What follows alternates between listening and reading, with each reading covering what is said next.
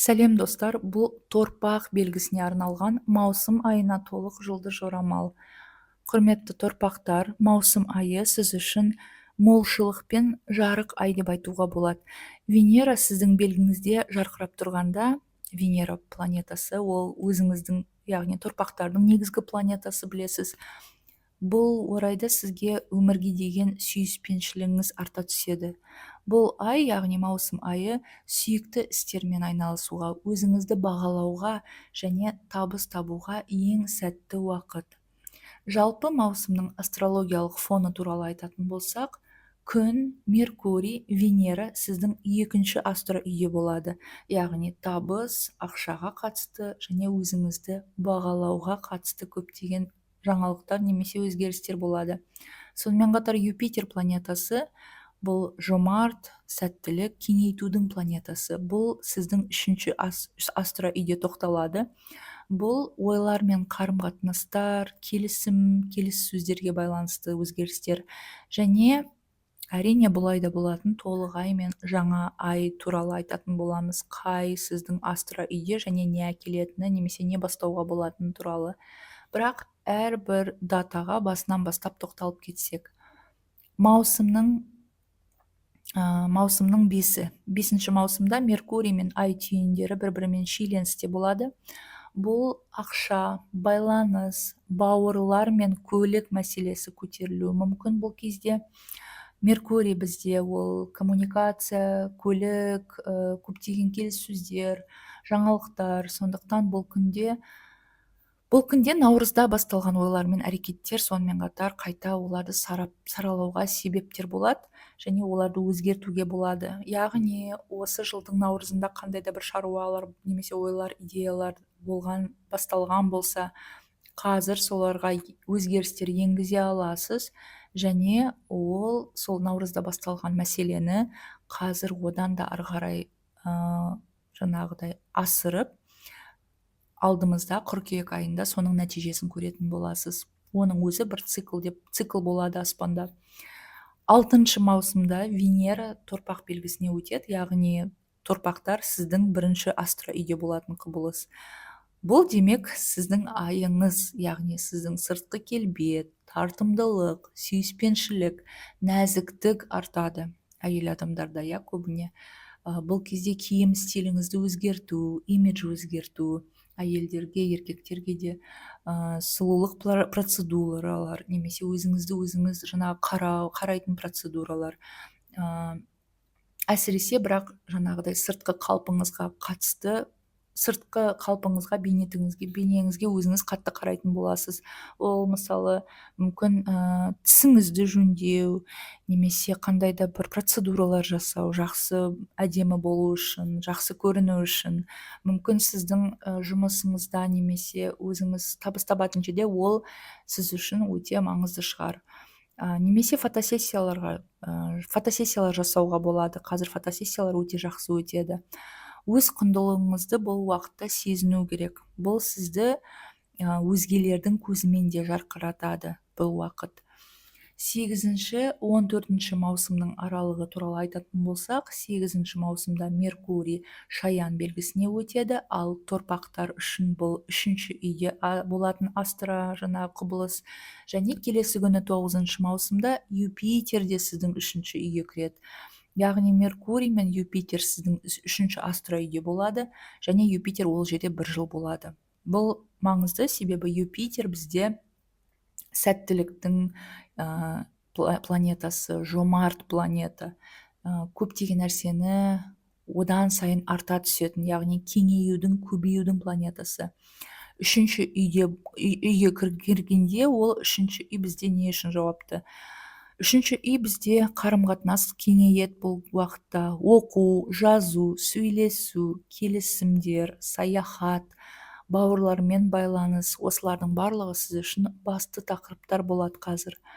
Сонымен қатар 3-ші үй болғандықтан бұл коммуникацияға байланысты сфералардың барлығы, сондықтан бұл жерде дүниялардан мысалы жаңа телефон немесе телефоныңызды жаңартуға болады, немесе жаңасын сатып алуға болады, компьютер сатып алу, немесе көлік сатып алу, немесе ойыңызға келеді, немесе соны жоспарлайтын боласыз. 11 маусымда аспанда толық ай бұл айда маусымда мерген белгісінде болады. Ал торпақтар үшін бұл сіздің 8-ші астероиде болатын құбылыс. 8-ші үй бұл эмоциялық, қаржылық, ішкі трансформация үйі. Бір несие жабылады, бір эмоционалдық жүгіңіз түседі мойныңыздан.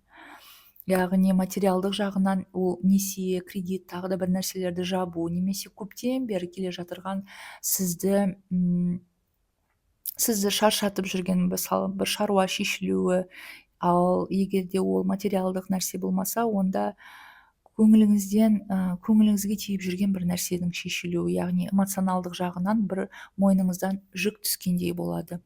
Бұл күні ішіңіздегі қорқынышпен бетпе-бет келіп, оны босатқан дұрыс. Негізі толық айда әрбір ай сайын, мысалы білесіз, жаңа ай туады, сосын толық ай болады, сосын қайтып жаңа ай туады, сөйтіп ауысып тұрады. Әрбір ай сайын толық ай болған кезде көптеген нәрсені, әсіресе эмоционалды түрде проблемаларды шешу, немесе мысалы керек емес ойлардан арылу оңайырақ өтеді. Яғни толық ай уақытында бізге керек емес нәрсенің бәрінен бізге арылу керек, және ол оңайырақ жүретін болады. Ал сосын ар жағында жаңа ай туғанда біз егер де жаман жаңағыдай әдеттерден арылсақ, кейбір бізді жаңағыдай кейбір мәселелерді өзіміз шешетін болсақ, онда ар жағында жаңа ай туғанда жаңа жобаларға, жаңа істерге біздер одан сайын дайын боламыз. 14 маусымда Венера мен Лилит бір-біріне қарсы тұрады. Бұл серіктеспен арадағы мен кіммін және сен кімсің деген сұраққа жауап іздеу уақыты. Келісімде, махаббатта шынайылық бұл кезде өте маңызды болады сіз үшін. Өзгелердің пікірінен гөрі өз шындыққа назар аударатын боласыз. Яғни өзіңіздің ойыңызда өзіңіз отырып ойланатын боласыз. Біреулерді ғана тыңдап қоймай. 15 маусымда Уран, Марс және Юпитер, Сатурн аспектісі болады.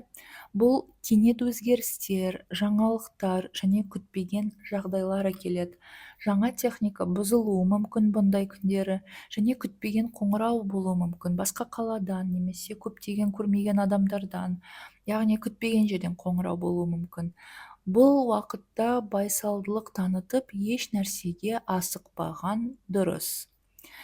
17 маусымда Марс планетасы бикеш белгісіне өтеді, ал торпақтар үшін бұл сіздің 5-ші астероиде болатын құбылыс. Бұл 5-ші үй бізде балалар үйі, махаббат үйі, шығармашылық, сондықтан шығармашылыққа қатысты музыка, ән, сурет салу болсын, махаббат, хоббимен айналысу, біреулермен, жаңа таныстармен мысалы флирт құру, немесе қарым-қатынастың деңгейін өсіру, өзіңіздің жолдасыңызға, жаңағы партнерға деген сүйіспеншілік арта түседі. Өзіңіз біреуді қуантқыңыз келгендей боласыз бұл уақытта. Және балалармен белсенді жұмыс басталады. Өзіңізді сонымен қатар сахнада көрсеткіңіз келсе, дәл осы уақытта барлық яғни сәттілік сізде болады. Егер де сахнаға шыққыңыз келсе, презентация болсын, немесе әртістік жұмыс болсын. 21 маусымда күн планетасы Шаян белгісіне өтеді, ал торпақтар үшін бұл сіздің 3-ші астероиде болатын құбылыс. 3-ші үй бізде байланыс, коммуникация, көптеген телефонмен сөйлесу, былай да адамдармен сөйлесу, кездесулер, әсіресе жұмыс бабымен көптеген кездесулер болуы мүмкін. Басқа қалаға жаңағыдай командировка ретінде барып көптеген кездесулер, сөйлесулер, келіссөздер жүреді. Оқу, сонымен қатар жазу, таныстар көбейеді. Әсіресе жаңа таныстар сізге пайдасы тиетін, немесе сіздің жобаларды одан қарай ары қарай асыру үшін көмегі тиетін адамдар кездесуі мүмкін. Бұл кезде жаңа таныстар 21 маусымның аралығында тағдырлы адамдар болуы мүмкін. Яғни сіздің өміріңізде ол міндетті түрде махаббат деп айтпаймын, ол жай қалай айтсам екенмін, сізді бір нәрсеге үйрету үшін өміріңізге келетін адамдар болуы мүмкін. Яғни ол дос та болуы мүмкін, немесе жұмыс орнында бір үлкен адам болсын. Яғни сізді қазіргі деңгейден немесе мәртебеңізді көтеретін бір нәрсеге, қазір айтады ғой наставник деп, наставничество сияқты.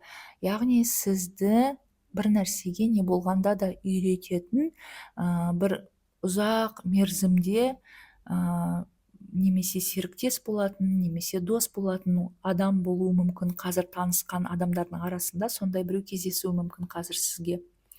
24 маусымда күн мен Юпитер планеталары қосылады, ал торпақтар үшін бұл 3-ші астероиде болатын құбылыс. Бұл келісімдер мен құжаттарға қол қою, және келісімдер мен құжаттарға қол қоюдың ең сәтті күні. Яғни бұл күні өзіңіз қалағандай жаңағыдай шарттардың бәрін жаза аласыз. Мысалы договорға қол қоятын болсаңыз, қол қою, келіссөздер, бизнес жобалар, жариялау бір нәрсені барлығы табысты болады.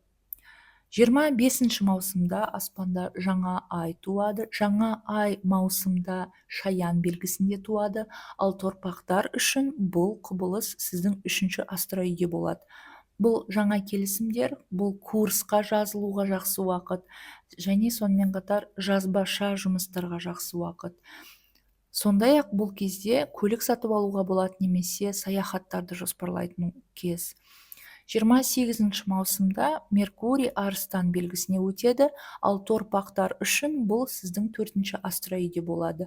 4-ші астероид бізде отбасыға байланысты, үй, мүлікке байланысты. Сондықтан бұл кезде ата-анамен байланыс арта түседі, туғандармен, бауырлармен байланыс арта түседі. Мүмкін туғандарыңызбен немесе үй ішімен бірге мүліктің шаруасын бірге шешетін боласыз. Үй ішіндегі сонымен қатар жоспарлар, интерьер, жаңағы жөндеу жұмыстарын жүргізу, яғни барлық мүлікке байланысты шешімдерді қазір шешуге болады, қабылдауға болады, және соны өзіңіздің туыстарыңызбен бірге жасауға болады.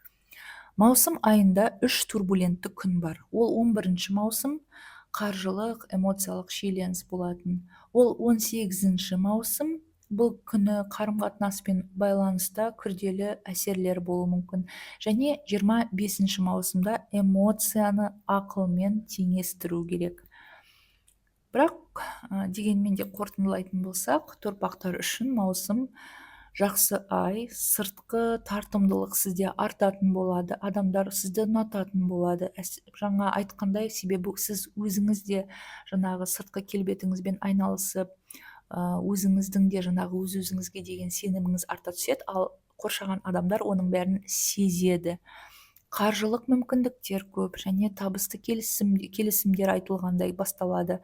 Жаңа оқу, жазу, саяхат, келіссөздер кезеңі басталатын уақыт. Венера сіздің үйіңізде болады, сондықтан Венераның өзі сізге жол көрсетіп тұр деп айтуға болады. Сіз өз құндылығыңызды сезініп, өз жолыңызбен сенімді жүріңіз. Құрметті торпақтар, мен сіздерге сәттілік тілеймін. Арнаға жазылыңыз, тағы да кездескенше.